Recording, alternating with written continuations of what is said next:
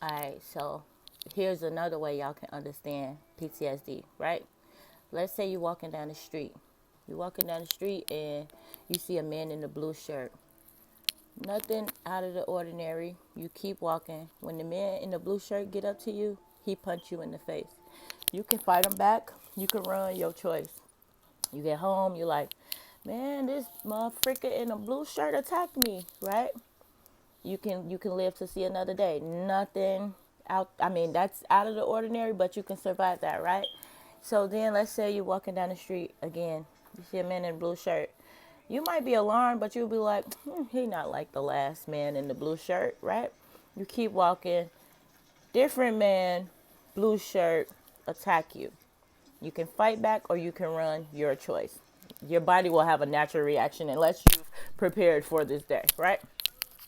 So let's just say you go home, you talk to your family. Maybe you keep it to yourself this time because is it me that I'm getting attacked by men in blue shirts? Who knows, right?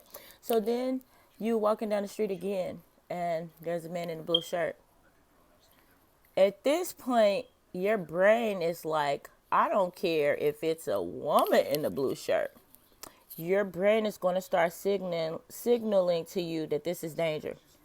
Even if this is the kindest man on the world in the world that planned to hug you when he saw you or whatever, it does not matter because your brain has already experienced the man in the blue shirt.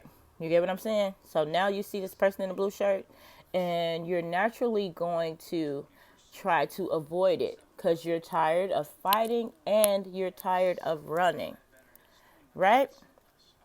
When you have traumas, that's how it is. It's constant. Your brain is constant in overdrive, seeking out danger. This is a place I don't want to be. This a person I can't be around. They're displaying this. You get what I'm saying? You start showing me blue shirt behavior, and I gotta move around. Now, parenting with this disability is difficult because at some point my kids can start displaying blue shirt behavior. And if I fight them, it'll mess them up mentally. And how can I run? Where can I run to? I've been running my whole life. When I was 20, 21, and I had my first apartment, not my first one, my second apartment, and I could get into it with my friends. Anything would happen, I would run out the house. I told a story on my page somewhere down there where I had the pink bucket hat on, where I ended up in Indiana in somebody's car and they pulled their thing out. Long story. But anyways, I used to run out of the house. And my sister used to be like, Leanna, you the only person who run from her own house. And it'd be like a joke, like this big joke, because I would run. You got to catch me. Like, I would literally take off running, jumping fists, freaking out, and I would just run. I would just run.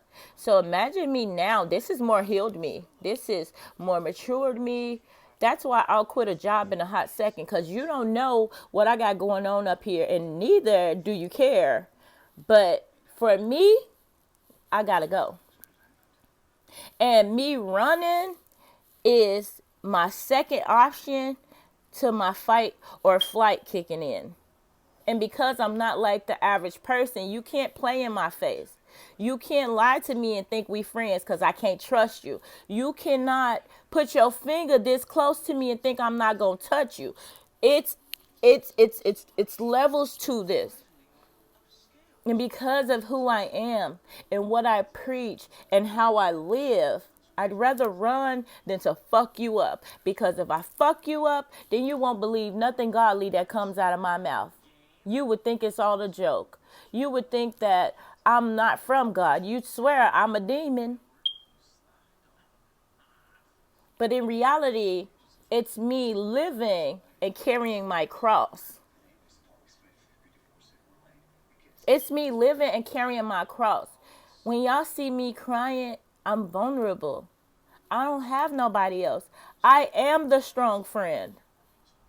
I am the one with the good advice, the non-biased advice. You get what I'm saying? I'm the realest to every person around me, including my children. But see, they hurt me the most because They can cross the line and I still can't cut these niggas off. Everybody else, it's a different story, right? They can cross the line and I cannot remove them from my house.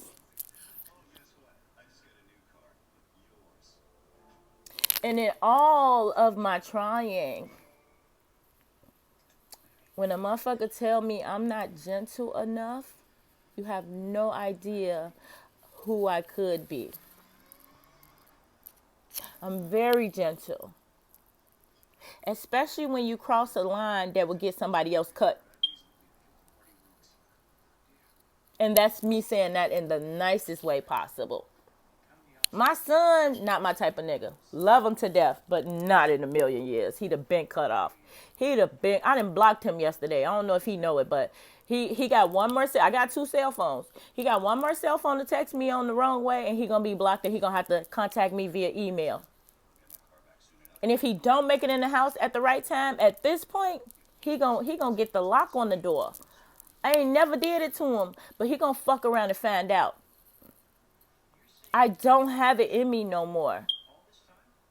Now I'm realizing, one day my cousin told me, my big cousin said, you too nice for this world, because I was cursing him out. What are you going to do for the world?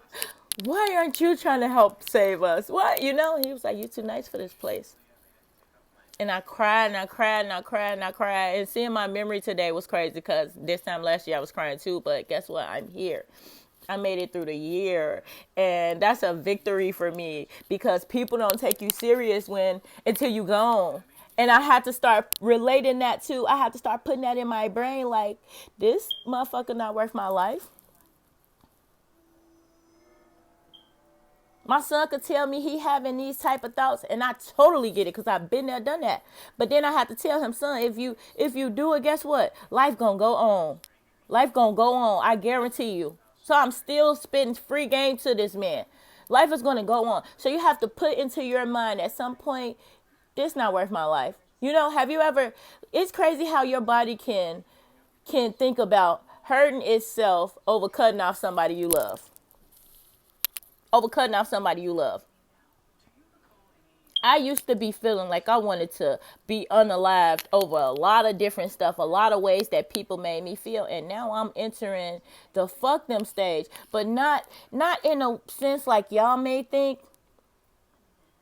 My fuck you stage might not be that dramatic, but because of how close and how deeply I bond with people, they'll feel it. This year, tax time. Last year, I gave both of my kids, my youngest two, my oldest is out the house. I gave my youngest two $500 apiece. They went in Walmart. They did whatever they wanted to do with it. They bought cell phones and iPads, and they did whatever they wanted to do with it, right?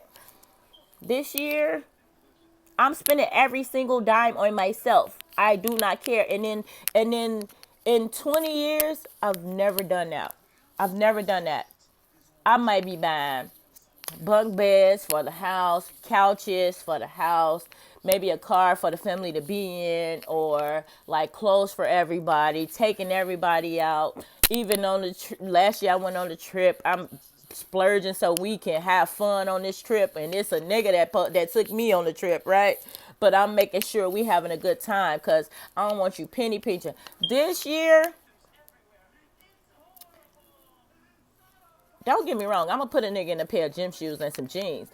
But outside of that,